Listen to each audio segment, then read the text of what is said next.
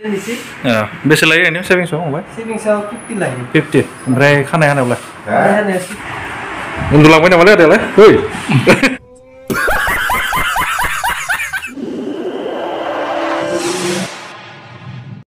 गोबाङानो साननो हागौ जोंनि सालबारियाव मोनसे मोजां बारबार गैया होननानै, बारबार शप गैया होननानै।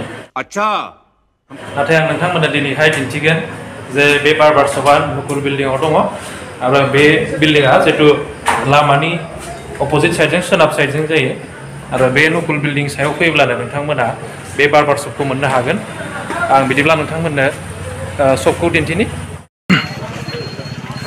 नैबे जाहैबाय नुकुल बिल्डिं। बेनिफ्राय बेयावनो दङ नापिदा बारबारा। अरे कहना क्या चाहते हो? बारबार शप।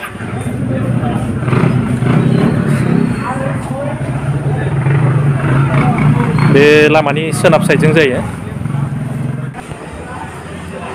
नैबे स्टेप्सजों फैनानै फार्स्ट फ्ल'रावनो जों मोनगोन नैबेजों थांनांगौ।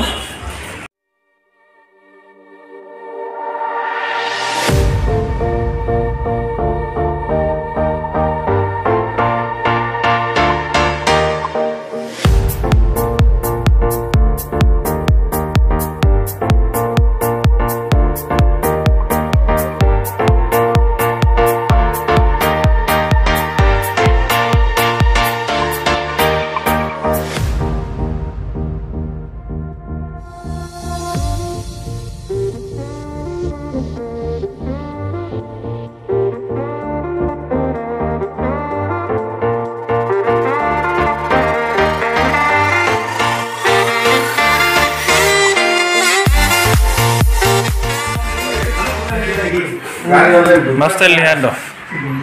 मा स्टाइल दं? सेभिंस बेसे लायो ओरैनो सेभिंसआव फंबाय? सेभिंसआव 50 लायो। 50 ओमफ्राय खानाय हानायावलाय? खानाय हानाया 60 लायो। 60 बारा लाया। ओरैनो मोननैजों बेसे सेभिंसजों खानायजों एसे? टटेल 100 जायो। 100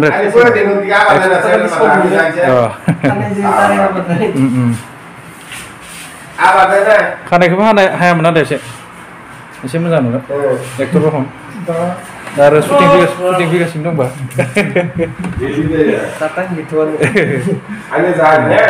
फंबाय ना मा नाम मोनो ओरैनो? बापन जायगाया बेनिबारि हावलिन ना? बे साबैसे दं नोंसोर? मानसिया टटेल साथाम खामानि मावो। थानाय बथाय बेयावनो थायो बाबा? बेसे गोबाव जाखो?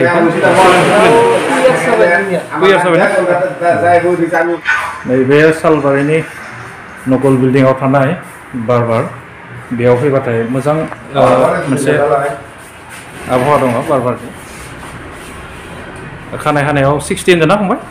बेनिफ्राय सेभिंसआव 50 आरो सेभिंस आरो खानाय जुदि मोननैबो खालामोबाथाय 100 रुपिस 10 थाखा डिसकाउन्ट मोननाय जायो।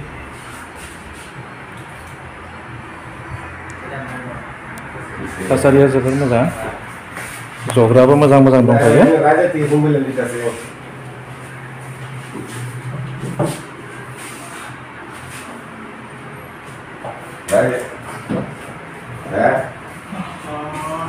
ओरैनो सेभिंस बेनिफ्राय खानायल' ना माबाफोर दं? आरो बहुत खामानि मावनो हायो। जोंना 60 लाखिनांगौ उपाय गैया। जोंना माबा भारा होनांगौ, लाइटनि बिल फैयो, एसि चार्ज दं। कस्टलि नुखादों नुनाया। थेवबाबो जों 60 लाबाय थायो। एसिबो दं, जग्राफोराबो मोजां, फेसिलिटिया मोजां गोजा। ओमफ्राय मा मोखां सुग्रोदो ना मादो बेनिखौ आदानिखौ? दा बहुत मानसियानो दा 60 लानायखौ थिगानो दं, मोजां जादों। 10 रुपिसखौ बारा ले, 10 रुपिसआ जों ड्रायारबो होनो हायो। जोंनोसो बांसिन लाब जायो। आंनि हिसाबावथ' 60आ खमसो जादों बुंनो थाङोबा फेसिलिटिखौ नायनानै। सोरबा बुहुदानो होनो कि मानो 60 लायो 50 लानांगोन होननानै। जोंनि गामि एरियानि मानसिफोराथ' आरो बिदि बुंखासिगोन। जोंना माने बेयावसो लाब जायो बुंनो थाङोबा। एसे मोजांबो हाना होयो जोङो। खम सासे मानसिखौ 22 आधा घन्टा ओरैनो खुलिनाया फुङाव खैथायाव खुलियो? 10ता जायो। 10ता ओमफ्राय हराव खैथासो लागि थायो?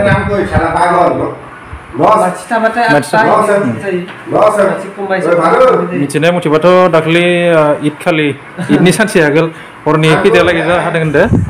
11:30। ओमफ्राय फंबाया नै मा जिनिस Iya, खर' सुनाय ना खर' सुनायाव बेसे लायो ओरैनो 20 लायो 20 मोखांफोरबो सुनाय जायो नामा मोखांफोरबो सुनो हायो अ बे मोखां सुनाय नङा बेयो बे खर' सुनायनि थाखायसो आरोना माने सेम्पु टेम्पु होनानै नामा सेम्पु टेम्पु होनानै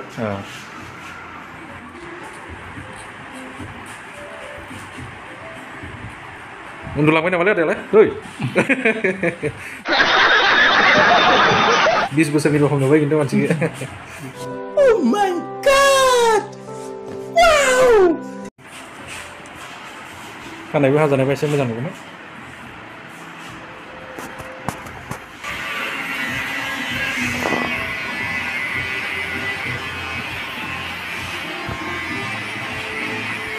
सैखांनायनि उनाव आरोबाव बेजों मा बावनो नामा दारि एसे उल्था थायोना खालामबा क्लिन खालामजोबो उल्था दारियाव मारिना बा आच्छा आच्छा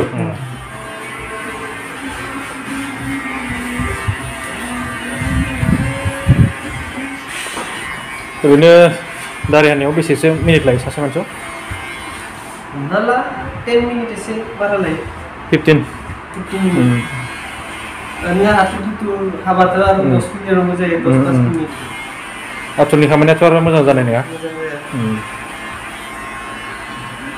थिगानो दं 60खौथ' आं खमसो मोनदों बुंनो थांबाथाय खानाय हानायाव 60 सेभिंसआव 50